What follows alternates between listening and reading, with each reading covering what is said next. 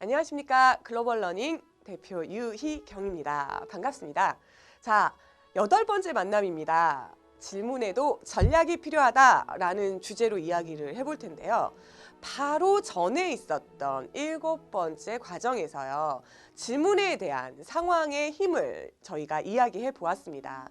이번에는 질문에도 전략이 필요하다. 그래서 어떻게 질문을 하면 되는지에 대한 이야기를 한번 나누어 볼 텐데요. 사람은 크게요.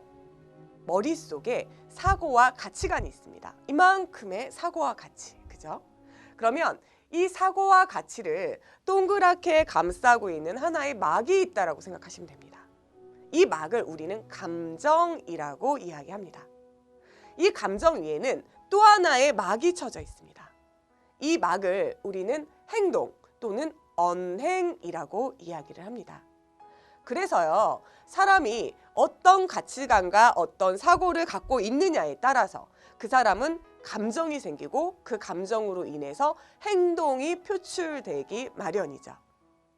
그렇다면 여러분, 이 행동을 표출할 때 있어서 행동을 교정시키기 위한 가장 빠른 방법은 뭐예요?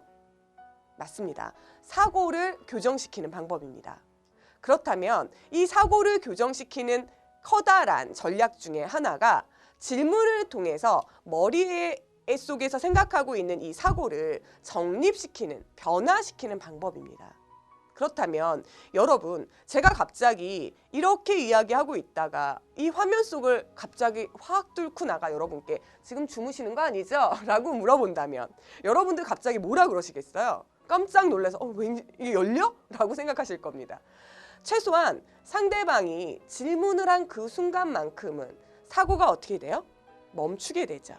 그러면 어떻게 됩니까? 행동도 멈추게 됩니다. 근데 나 뭐라고 대답해야지? 하는 순간은 행동으로 연이어진다라는 겁니다. 그러면 질문에도 정말 이렇게 사고를 바꿀 수 있는 프로세스가 있을까요? 맞습니다. 있습니다. 전략도 있고 방법도 있습니다. 그 첫 번째 전략으로 제가 드리는 메시지는 7대3의 법칙입니다. 많이 들어보셨죠? 7대3. 성공한 이들에게 물어봤더니 내가 30%의 질문을 했을 때 고객들은 70%의 답변을 하고요. 이게 100이라는 숫자가 맞춰진다면 7대3, 이 법칙이 그대로 잘 반복됐을 때 가장 좋은 시너지가 나온다라고 이야기를 합니다.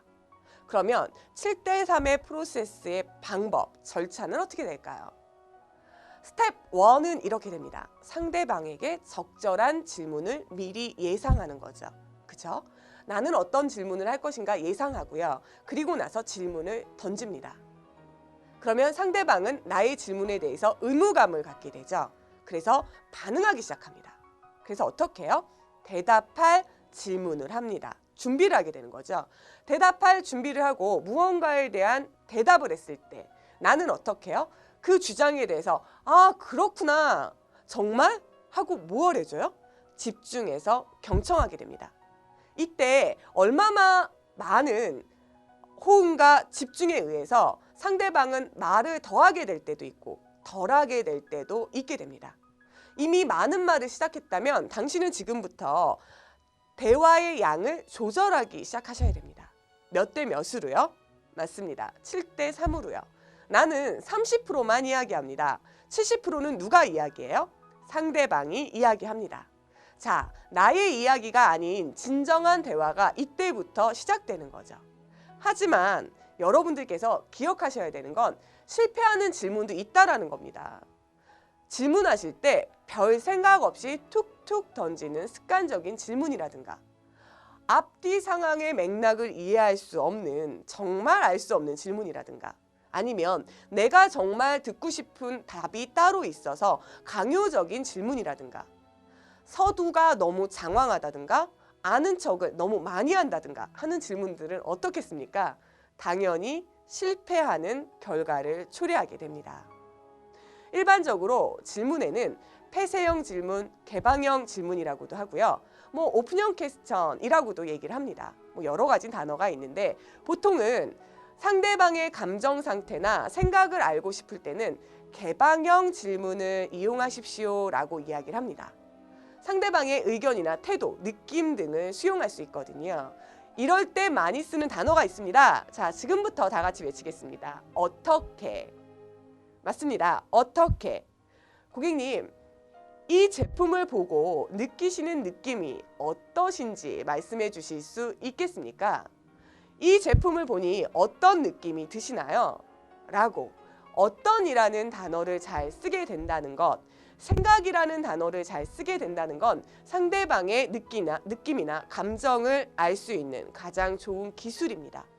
그렇다면 yes or no로 나오는 폐쇄형 질문은 과연 나쁜 것인가? 그렇진 않습니다. 폐쇄형 질문은 이럴 때 좋겠죠. 어떨 때요?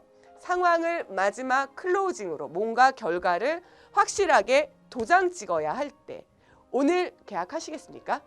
그러면 저희 업체로 선택을 하실 수 있다라는 말씀이신가요? 라고 단 하나의 정답을 요구하게 될 때는 폐쇄형의 질문이 훨씬 더 효과적일 수 있습니다. 사람들의 내면을 가장 잘 파악할 수 있는 방법은 질문이라고 말씀을 드렸습니다. 하지만 적절치 못한 질문은 상대방을 불편한 상황으로 몰아갈 수도 있습니다. 따라서 질문엔 뭐가 필요하다고요? 맞습니다. 전략이 필요합니다. 여러분들께서도 그냥 하는 습관적인 질문 말고요. 정말 전략이 있는 질문으로 상대방에게 무엇을요? 무엇?